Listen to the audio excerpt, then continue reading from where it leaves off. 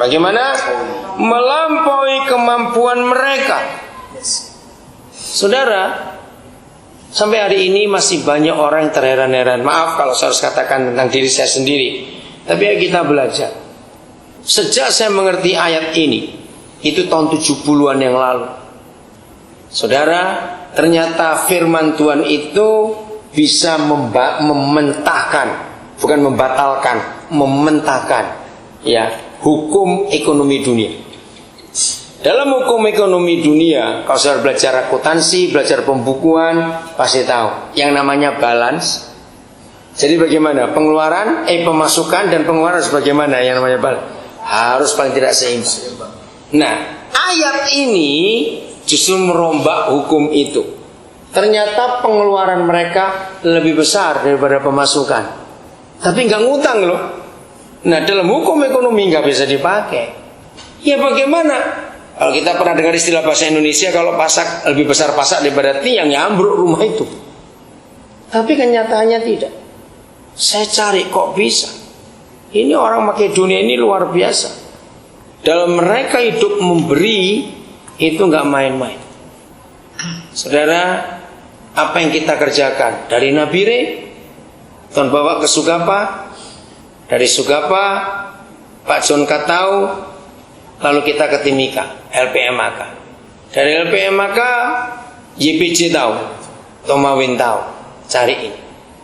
Nah, tadi dari mulut Pak Pri, orang Islam ini berkata, memang sudah lama saya ingin ke Nabire untuk melihat. Mereka berusaha waktu pernikahan Yesaya dan Irma akan datang. Saya mau melihat supaya saya bisa menceritakan apa yang pesat itu sudah berhasil kepada yang lain. Karena saya ketemu banyak panti asuhan, banyak LSM yang mengasuh anak-anak, tapi kenapa nggak seperti pesat ini? Dengarkan kata-kata itu. Saya nggak bisa cerita banyak dalam konsep firman Tuhan ini, tapi Pak Pri ngerti. Nah, konsepnya di sini sudah. Kita harus bisa berani memberi lebih daripada kemampuan kita. Ayo yang lain bagaimana? Oh diam, amin atau aman? Belajar. Harus bisa. Lama saya cari jawabannya. Di mana jawabannya? Ternyata tahun 75, awal 76 saya ketemu jawabannya. Waktu saya dari Kalimantan Timur. Ternyata bisa. Beri tanda 2 Korintus 8 supaya kita mengenal kebenaran ini. Tolong baca Kejadian 2 ayat 10. Kejadian 2 ayat 10. Pada suatu sungai mengalir dari untuk membasahi taman itu, dan dari situ sungai berganti menjadi 4 cabang. Ya, ada suatu sungai, bukan sebuah sungai. Dan sungai itu tidak pernah ada sampai hari ini. Nggak ada, nggak tahu kenapa. Dari 4 cabangnya tinggal 2 yang ada, Efrat dan Tigris. Yang 2 pun tidak ada. Oke, kita tinggalkan. Wahyu 22 ayat 2. Kita lihat. Silakan dibaca. Di tengah-tengah jalan kota itu, yaitu di seberang menyeberang sungai itu. Nah, sungai lagi. Terus Ada pohon-pohon kehidupan yang berbuah 12 kali, tiap-tiap bulan sekali, dan daun pohon-pohon itu dipakai untuk menyembuhkan bangsa. ya. Kalau saudara lihat judulnya, itu Yerusalem yang baru. Betul, dari Wahyu 21 ayat yang keberapa itu ya? Ke-6, keberapa? 9. Itu terus sampai Wahyu 22 ayat yang keempat, itu bicara Yerusalem yang baru. Nah, gereja selalu berkata Yerusalem baru itu di surga. Tapi ayat ini mementahkan doktrin itu. Kenapa? Karena kalau surga masa ada 12 bulan setahun. Kalau di surga masa ada orang sakit. Jadi ini bukan surga. Yerusalem baru itu di bumi. Oke, yang kita mau pelajari adalah gini. Mengapa di pembuka kitab suci ayat 2 pasal 2 Kejadian Papa bicara tentang sungai? Dan di penutup kitab suci pasal 22 Papa bicara sungai lagi. Nah, itu menjadi tanda tanya saya. Sebelum saya melihat Sungai Mahakam tahun 75 bulan November, Dan sampai April 76 kami ada di pedalaman makam sampai ke hulu. Kaget. Di situ saya baru belajar arti kata ini. Ternyata sungai itu luar biasa. Oke, saya tanya dulu sebelum ketemu jawabannya. Sekalipun tidak semua saudara pernah tahu dari mata air sungai sampai ke muaranya. Tidak semua kita pernah tahu. Tapi pasti kita pernah ngerti. Menurut saudara, air yang keluar dari mata airnya dengan air yang keluar dari muaranya, mana lebih banyak? Cepat, muaranya atau mata airnya? Nah, kalau itu jawabannya dan memang betul begitu alam ini berbicara, berarti sungai itu tekor istilahnya, ngutang. Karena pemasukan lebih kecil daripada pengeluaran. Ayo mikir. Betul tidak? Ayo, berarti sungai itu ngutang. Oke, satu kali saya belajar begini. Itu waktu di makam. Saya lama di makam, hampir 6 bulan. Dan sungai itu, waduh luar biasa. Saudara, mungkin nggak Papa di surga buat sungai tapi lupa buat muara? Jawab mungkin tidak.